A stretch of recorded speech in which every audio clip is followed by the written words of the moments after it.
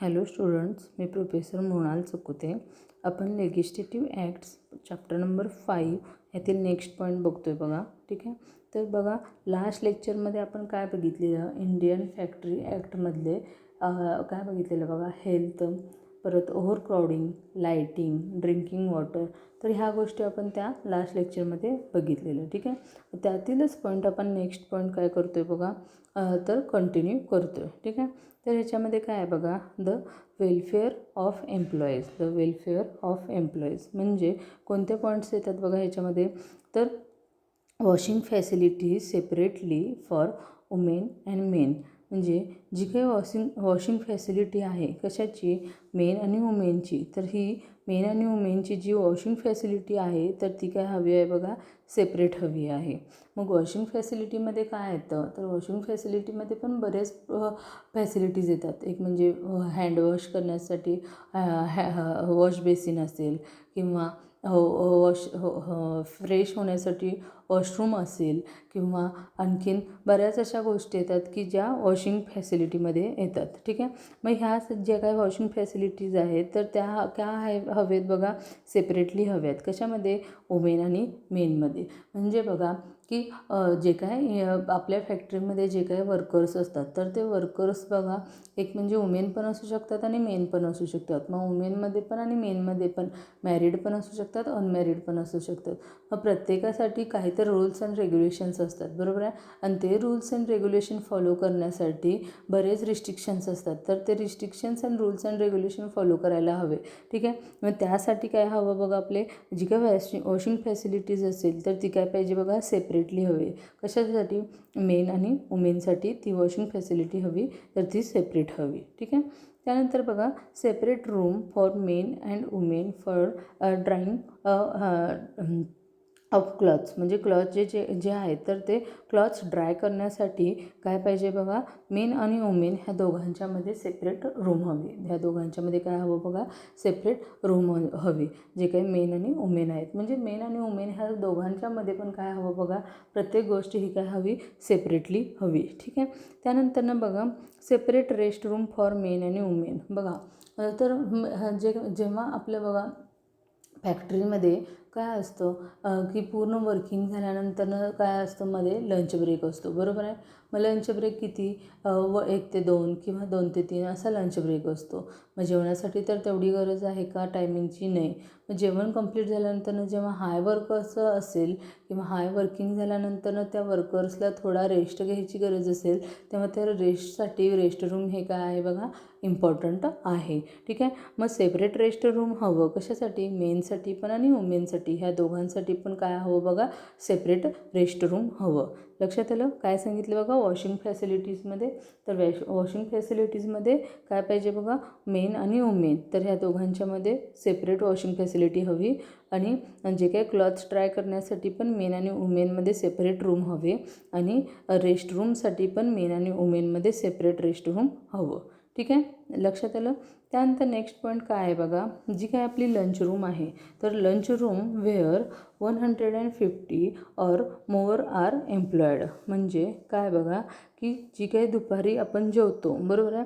तर लंच, जो काय लंच आहे आपला, तर ती लंच रूममध्ये काय हवं की 150 तर एवढे काय हवेत तिथं एम्प्लॉय असतात. ठीक आहे, तर तेवढे एम्प्लॉय असतील तर एवढ्या एम्प्लॉयसाठी बसण्यासाठी त्या लंच रूममध्ये काय हवं बघा, जागा हवी, बरोबर आहे. तर आणखीन काय बघा, तर क्रिसिशियस whereas 30 or more women are employed suitable room should be provided to keep children. म्हणजे बघा काय होत असतं की जिथे 30पेक्षा जास्त किंवा 30पेक्षा मोर, 30 किंवा 30पेक्षा जास्त अधिक काय असतात बघा, वुमन वर्कर्स असतात, बरोबर आहे. म्हणजे वुमन जे काय एम्प्लॉय असतात, नोकरीसाठी असतात, तर त्यांच्यासाठी काय असायला पाहिजे, तर चिल्ड्रन म्हणजे जे कोणी चिल्ड्रन आहे तर चिल्ड्रनना कीप करण्यासाठी तिथं एक सुटेबल रूम प्रोव्हाइड केली पाहिजे. लक्षात आलं. म्हणजे बघा अशा बऱ्याच वेळेला होतात की वुमन्स आहेत आणि त्या वुमनना घरामध्ये काय होत असतं, त्यांच्या मुलांना सांभाळण्यासाठी कोणी नसतं. खरं त्यांनी जॉब केल्याशिवाय सुद्धा पर्याय नसतो. मग अशा वेळेला काय होतं की त्यांना कीप करण्यासाठी सुटेबल असं काय हवं, तिथं रूम्स काय केली पाहिजे, प्रोव्हाइड केली पाहिजे, जेणेकरून वुमन जेव्हा मधला लंच ब्रेक असेल किंवा मधल्या टायमिंगमध्ये त्यांनी आपापल्या मुलांना येऊन भेटून त्यांना काही असेल तर त्यांना खाऊ पिऊ वगैरे घालून जाऊ शकतात. तर ही पण एक फॅक्टरीमध्ये काय आहे बघा, अवेलेबल असलेले एक काय इम्पॉर्टंट आहे. ठीक आहे, म्हणजे फॅक्टरीच्या ॲक्टमध्ये ही पण गोष्ट गरजेची आहे की जेणेकरून वुमन्स म्हणजे 30पेक्षा जास्त वुमन्स जिथं वर्किंग करत असतात, तर तिथं वर्किंग करत असलेल्या ठिकाणी तिथं चिल्ड्रनला कीप करण्यासाठी एक सुटेबल रूम प्रोव्हाइड केली पाहिजे. ठीक आहे, त्यानंतर नेक्स्ट काय बघा की नेक्स्ट काय बघा, जे काही एम्प्लॉईज आहेत, ठीक आहे, तर त्या एम्प्लॉईजमध्ये काय आहे, तर appointment welfare officer where 500 or more are employed. म्हणजे जे काही एम्प्लॉयड वेलफेअर ऑफिसर अपॉइंटमेंट केलेली असतात, तर तिथे 500पेक्षा जास्त आहेत, हे काय केलं पाहिजे, तिथे एम्प्लॉयड अपॉइंटमेंट केलेले एम्प्लॉयड असले पाहिजे. ठीक आहे, आणि जे काही डेंजरस ऑपरेशन्स आहेत, तर तिथं काय केली पाहिजे बघा, नोटीस लावली पाहिजे. म्हणजे डेंजरस जो काही पॉईंट आहे, डेंजरस ऑपरेशन जिथं आहेत, तर तिथं काय केली पाहिजे बघा, नोटीस असली पाहिजे. तिथं डेंजरस आहे म्हणून अशी नोटीस असली पाहिजे. तर ह्या सगळ्या गोष्टी कशामध्ये येतात बघा, ह्या वेलफेअरमध्ये येतात. ठीक आहे, त्यानंतरनं बघा आणखीन काय येतं ह्याच्यामध्ये, तर employment of young person. Next काय आहे बघा, एम्प्लॉयमेंट ऑफ यंग पर्सन. ठीक आहे, तर एम्प्लॉयमेंट ऑफ यंग पर्सन म्हणजे काय, जो कोणी यंग पर्सन म्हणजे कोण, तरुण, बरोबर आहे. मग तरुण जो कोणी रोजगार असेल तर तो. ठीक आहे, तर worker hour of our children no shall be employed to work in any factory for more than 4.5 hour in any day.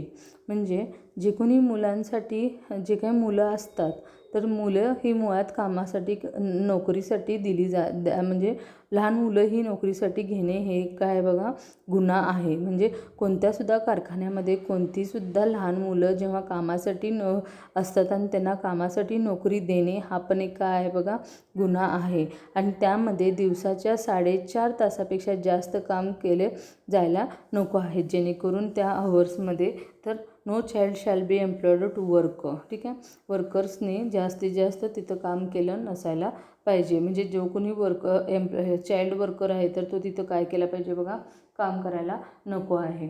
म्हणजे चाइल्ड वर्क हा कोणत्याही फॅक्टरीमध्ये नको आहे. चाइल्ड वर्कर हा कोणत्याही फॅक्टरीमध्ये नको आहे.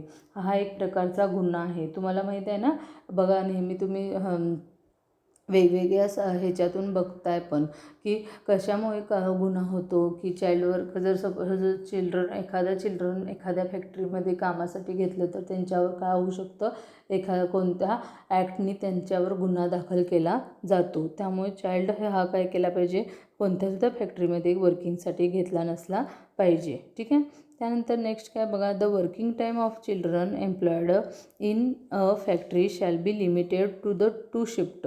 म्हणजे तरी पण ह्याच्यामध्ये काय दिले बघा, की कारखान्यामध्ये जे काही हे वर्किंग टायमिंग आहे, तशाचं चिल्ड्रनचं जे काही वर्किंग टायमिंग आहे, म्हणजे जे काही मुलांचे जे काही कामगाराज असणार आहेत, तर त्यांचा कालावधी चाइल्ड म्हणजे एकदम लहान मुलं नव्हे, जे योग्य वयातील जी मुलं असतात त्यांचा कालावधी हा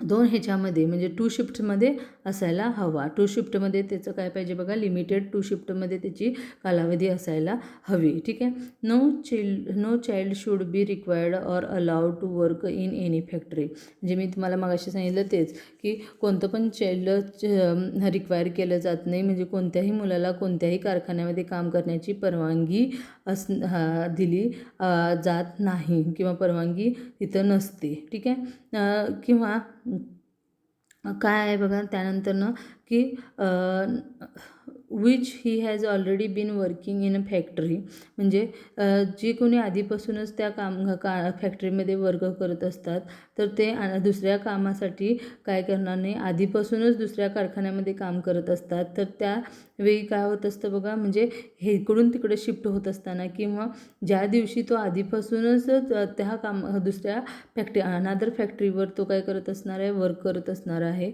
मग काय केलं पाहिजे, त्याचं ते टायमिंग ते टायमिंग काय केलं पाहिजे, घेतलं पाहिजे. ठीक आहे. No female child should be allowed to work in any factory एस्केप between the 8 AM and 7 PM, म्हणजे कोणत्यासुद्धा फॅक्टरीमध्ये कोणतीसुद्धा जी काही मुलं आहेत तर जे काही मुली आहेत तर त्या मुलींचे जे काही काम करण्याचे टायमिंग आहे तर ते टायमिंग तर 8 AM पासून ते 7 PM हे एवढंच हवं, म्हणजे एवढ्याच टायमिंगमध्ये हवं. त्याच्यापेक्षा जास्त टायमिंगमध्ये त्यांना परवानगी दिली जाणार नाही. जे काही फॅक्टरीमध्ये जे काही वर्किंग करणारे जे काही फिमेल वुमेन आहेत तर त्यांना ह्याची परवानगी दिली जाणार नाहीत. म्हणजे त्याच्यामध्ये काय असणार आहेत बघा, लिमिटेशन्स असणार आहेत. जे काही फिमेल असणार आहेत तर त्यांचं काम करण्याचं त्यांच्यामध्ये काय असणार आहेत बघा, लिमिटेशन्स असणार आहेत. तर त्याचं वर्किंग टायमिंग किती असणार आहे बघा, 8 AM to 7 PM. तर ह्या वर्किंग टायमिंगमध्ये त्यांना काय करणार आहे, तर त्यांना काम करण्याची परवानगी असेल, तर याशिवाय त्यांना काम करण्याची परवानगी नसणार आहे. लक्षात आलं. तर आपण कोणते कोणते पॉईंट बघितलं बघा. तर जो आपला लास्ट लेक्चरचा जो काही पॉईंट होता तर तोच पॉईंट आपण इथं कंप्लीट केलेला आहे आणि आपला हा पॉईंट इथं संपलेला आहे बघा. कुठला पॉईंट, तर इंडियन फॅक्टरी ॲक्ट हा जो आपला पॉईंट आहे तर तो पॉईंट इथं काय केलेला आहे बघा, संपलेला आहे. इंडियन फॅक्टरी ॲक्टमध्ये आपण बरेच पॉईंट्स बघितले. त्याच्यामध्ये आपण जे काही ऑब्जेक्टिव्ज आहेत ते बघितले, वेगवेगळे डेफिनेशन बघितले. चाइल्ड असेल, कॅलेंडर इयर असेल, डेट असेल तर ह्याचे डेफिनेशन्स बघितले. आणि त्यानंतर आपण काय बघितलं बघा, जे काय हेल्थ असेल, ओव्हर क्राउडिंग असेल, लाईटिंग असेल, ड्रिंकिंग वॉटर असेल तर हे पॉईंट्स बघितले. त्यानंतर वेलफेअर ऑफ एम्प्लॉईज, तर वेलफेअरमध्ये काय असणार आहे, तर जे काही आपलं वॉशिंग फॅसिलिटीज असेल तर ते वॉशिंग फॅसिलिटीज सेपरेट हवे. जी काही लंच रूम असणार आहे तर ती लंच रूम पण आपली काय असणार आहे बघा, त्या लिमिटमध्ये त्यांच्यासाठी ती लंच रूम अवेलेबल करून दिली पाहिजे. त्यानंतर जे काही 330पेक्षा जास्त वुमेन तिथं ज्या कारखान्यामध्ये एम्प्लॉई वर्क करत असणार आहेत तर तिथं चिल्ड्रनना कीप करण्यासाठी आपण काय केलं पाहिजे बघा, एक रूम तिथं सुटेबल रूम प्रोव्हाइड केली पाहिजे. ठीक आहे. त्यानंतर नेक्स्ट काय सांगितलं बघा, एम्प्लॉयमेंट ऑफ यंग पर्सन. त्यानंतर जे काही फिमेल आहे तर ते फिमेल वर्किंग करण्यासाठी त्यांचं टायमिंग 8 AM to 7 PM इतकंच हवं. ठीक आहे. आणि चाइल्ड जे काय असणार आहे तर ते चाइल्डना कोणत्यासुद्धा फॅक्टरीमध्ये वर्किंगसाठी अलाऊ नसतं. ठीक आहे. लक्षात आलं. तर हा पॉईंट इथं इंडियन फॅक्टरी ॲक्ट हा पॉईंट इथं काय झालेला आहे बघा, संपलेला आहे. ठीक आहे. त्यानंतर नेक्स्ट लेक्चरला आपण इंडस्ट्रियल डिस्प्यूट्स ॲक्ट्स हा पॉईंट कंटिन्यू करणार आहे. ठीक आहे. लक्षात आलं. ठीक आहे. थँक्यू.